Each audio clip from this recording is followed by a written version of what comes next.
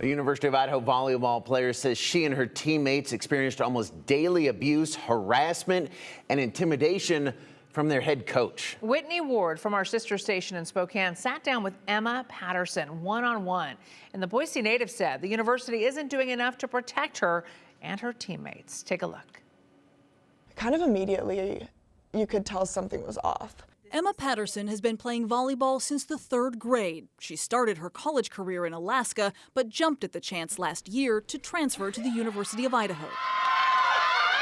I'm actually a 4th-generation Vandal. My mother and father, grandma, grandpa, great-grandmother, and great-grandfather all came through the university. Let's see if Idaho can win a long one. But she says her dream team quickly took a dark turn because of head coach Chris Gonzalez. He physically pushed a girl to the ground during practice when he had jumped into the drill, when he called the girls linebackers, implying that, that he's not feeding them well because they need to lose weight.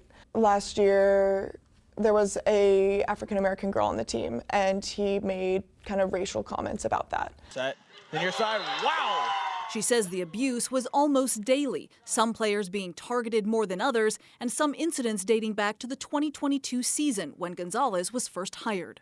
We talk about not building a culture, but rather building a set of values that are important to us. Hearing about all of that and then combining that with my personal experiences this year really set off kind of the sirens of this needs to change. What was it that made you feel like it wasn't just tough coaching, but something that rose to a level where it needed to be reported to the university? When he started talking about being able to say and do anything he wants to the international girls on the team because they can't leave, and was ignoring injuries, that's when it really started to become like, this isn't okay. Last October, Emma filed this official complaint with the university's Office of Civil Rights and Investigations, claiming things like body shaming, ignoring medical advice, and putting players at greater risk of injury, withholding food, and creating a culture of fear, humiliation, embarrassment, and intimidation. She also says at one point an assistant coach drove several players in a team van at almost 100 miles an hour. She shared this video with Creme 2 of the speedometer hovering just under 100. And when questioned about it later, Emma says the head coach dismissed their concerns and told the U of I athletic department that the women were making it up. Emma says the situation was so bad, the women asked that the official investigation be delayed until the end of the season. We were informed that our names would be released to the coaches as soon as the investigation started. And we were so worried about retaliation and our safety that we didn't want him to still be responsible for our care and know who we are. According to Emma's complaint here, she says more than a dozen players also endured similar abuse.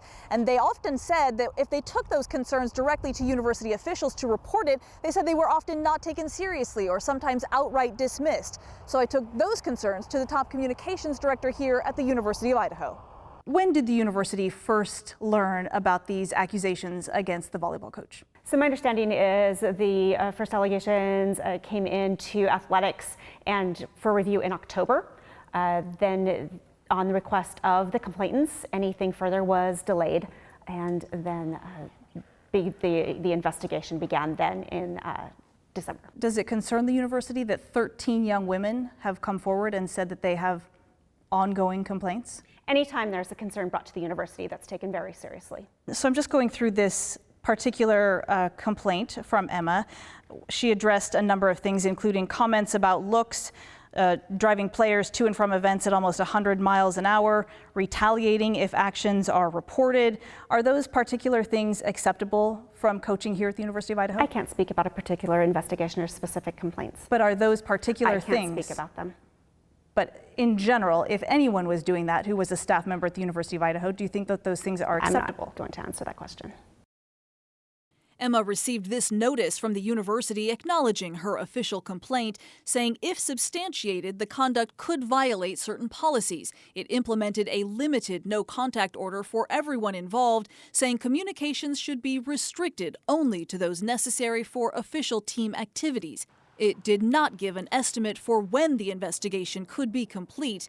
The university denied a Creme 2 public records request for additional information. What can you tell me about what the university is doing currently? So right now, the outside investigators are looking into the allegations within the volleyball department. They have been asked to work expediently and bring us back a full report. And you have no idea what the timeline is for that? I don't. How long does that process generally take?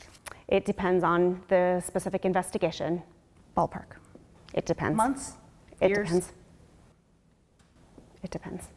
Okay, so then the report comes back, and who gets it? And those reports go to the president. And anyone else? Then I what? don't know. You don't know where those reports go? No, I don't. Do you have a message to students who feel that their concerns are not being addressed? So as I've said, anytime that a student brings concerns forth to the university, we take those very seriously. We do look into them and take action as necessary. If we all leave, who's there to make sure it doesn't keep happening? Big dig, nice pass, great setup. You know, I had some great coaches up in Alaska, and just even growing up, that's kind of why I got here and I'm at this level. And so I know what hard coaching looks like. I was lucky to know the difference, to know that the jump from high school to college doesn't mean a jump from, you know, your high school coaches to abusive coaching. Good bump there in the back row by U of I. Still, with spring practices starting up soon and with Gonzalez still in place as the head coach, she tells me she worries about what the next season of Vandal volleyball will bring. I am really, really afraid, because I have been so vocal about everything, that I'm going to be experiencing extreme retaliatory action. I don't know why the school and the athletics department is choosing, or at least what it feels like is they're choosing an abusive coach over 13 girls. We tried to follow the student athlete handbook, you know, use all of the tools that we were given to hopefully receive an appropriate response.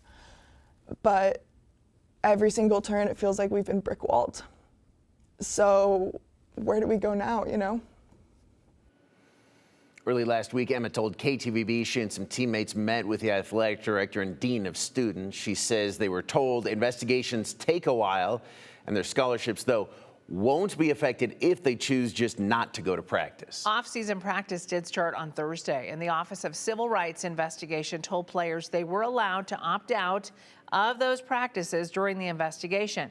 And when we reached out to Chris Gonzalez, the coach, he told us he has and will continue to fully cooperate in all aspects of this investigation, but he declined to comment beyond that until the investigation is done. We will be right back with more Wake Up Idaho.